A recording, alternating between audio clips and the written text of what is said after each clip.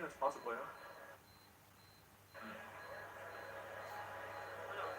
I still believe in Kwok. It's a strong hero, but people hate her. I just want her to come back. Cool. Like, her level 1 ulti, she's just useless after you use it. Like that.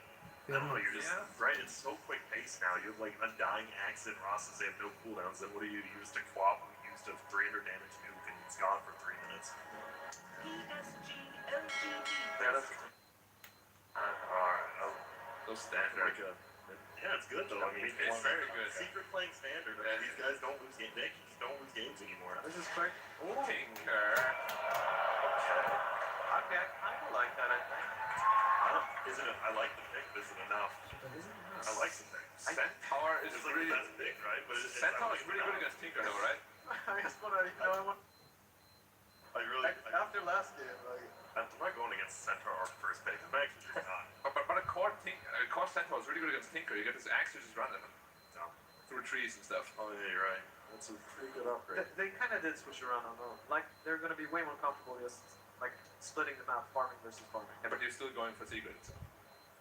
Is it? I mean, LGD's draft is really great too. Like, Shadow Shaman and Axe both farm in this game. And then you have Tinker, who takes the most farm of, like, anyone in the game, I think. I think if they get late game, they have a good shot. But getting late game is... I think it's hard.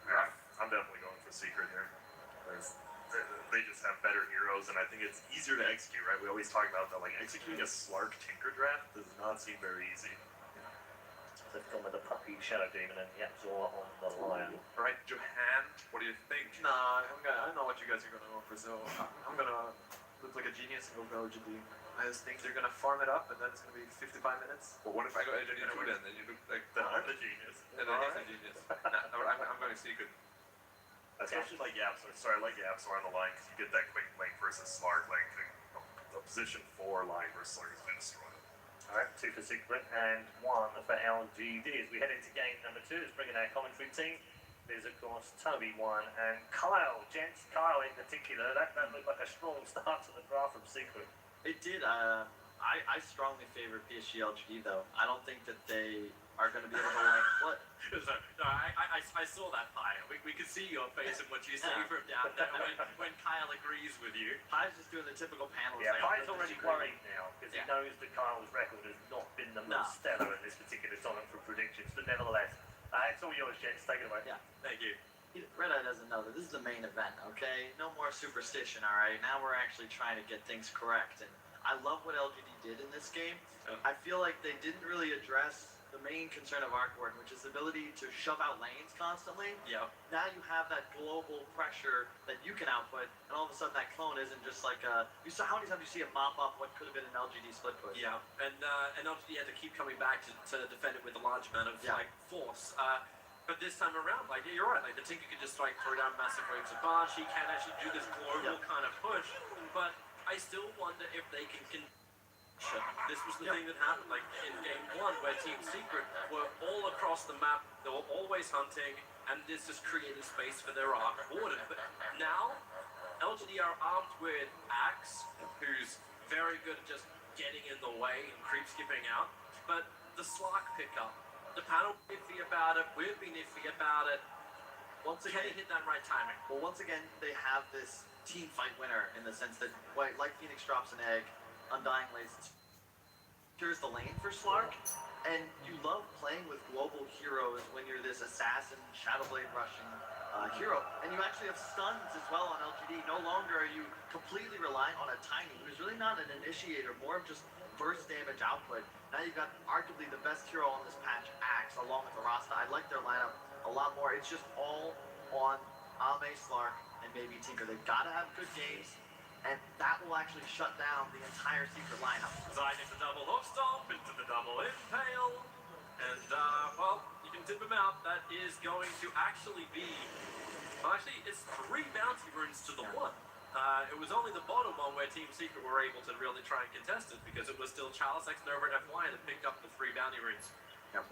LGD. It'll be interesting to see this mid-matchup. I have not seen Tinker versus Arc Warden, but it's important. You can see they actually dodged the Kunkka to top, because you cannot play Kunkka against Tinker. It is a miserable matchup, and maybe would have crushed it. Yeah, he did crush the start of game 1 too, so makes sense. Give him the respect he deserves. FY on the Shaman, because this is kind of where you ask the question, like, do you have enough push panels? Slark, Axe, they're all great gankers. The Tinker's great for split push. Does that actually get you up the hill? Does that help you win the game, or is that where the wards come into play? It's nice. It's more that LGD is not on a clock like they were in the previous game. And yes, Lark's going to have a lot of trouble against the 4-position line, but he doesn't fear any of Secret's heroes. There's no pure Slark counter here, especially if he gets up to like a Scotty BKB time. Man, Zark, X-Note just hit him so hard. He had so much stolen strength, combining with the essence shift that Slark gets.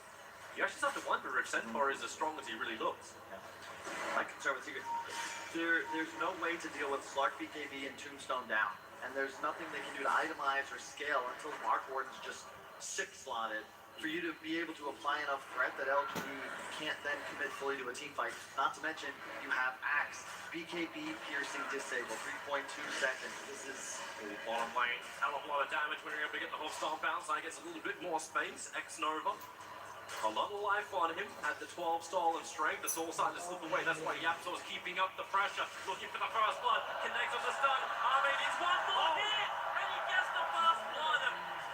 As Yapso's attack was still in flight, he'll get the rebuttal. But pounds forward. Arme wants to keep this on. He's stolen 24 agility. That's a great trade for the side of Psg.Lgd, because now Undying just TP's back in. He's got full health, about to hit level 2. You just continue spamming decays, and Ame got the first blood. He was brought his items as well. You don't need to use Courier. Your Undying, actually, that death is worth, because you give your Slark a wand recipe and a Wraith Band. This lane is going to be dominated by LGD. Yapso's looking for an opportunity to try and fight in mid. Now, Nisha is pretty low. I don't know if he really wants to get too close on this. The rocket and the missiles are both coming off cooldown. There's mana for only, well, actually after a bolt charge, you'll have mana for 2, but Yapso's waiting. He's got Hex and Impale available, but as X-Nova rotates around, one Decay with a little bit of vision would give them everything they want. Yapso doesn't really see his opening. Nisha is now finally sound up, but he ends up having a cancel, walks in range, and has the laser cancel, so they move up to try and deal with Chalice. He has been creep-skipping the crap out there. He's got 10 stick charges available, and now we'll see how much they got. FY's rotated over. The shackles onto SD, but Yapso's there with the Hex Puppy.